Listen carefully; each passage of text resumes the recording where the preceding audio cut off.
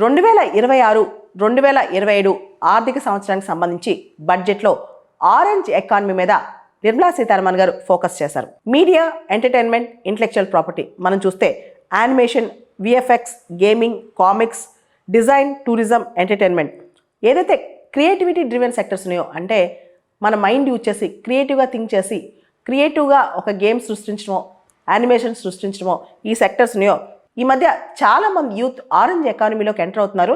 దీనిలో ఎంప్లాయ్మెంట్ కూడా క్రియేట్ అవుతుందన్నమాట. మన ఇప్పుడు టార్గెట్ ఏంటంటే ఈ బడ్జెట్లో 2030 కల్లా దాదాపు 20 లక్షల వర్క్ ఫోర్స్ అనేది ఆరెంజ్ ఎకానమీలో అవసరం అవుద్దంట. అంటే క్రియేటివిటీ కావచ్చు, కంటెంట్ క్రియేటర్స్ కావచ్చు, వీళ్ళందరికి సంబంధించి దీనికి సంబంధించి ఒక కొత్త ఎన్ఐడి నేషనల్ ఇన్స్టిట్యూట్ ఆఫ్ డిజైన్ని సృష్టించబోతున్నారంట. మన ఆర్థిక శాఖ మంత్రి నిర్మలా సీతారామన్ గారు నిన్న బడ్జెట్లో చెప్పినట్లు 2030 కల్లా దాదాపు animation, visual effects, gaming, comic సెక్టర్లో దాదాపు 2 మిలియన్ ప్రొఫెషనల్స్ భారతదేశంలో అవసరం అవుతారంట.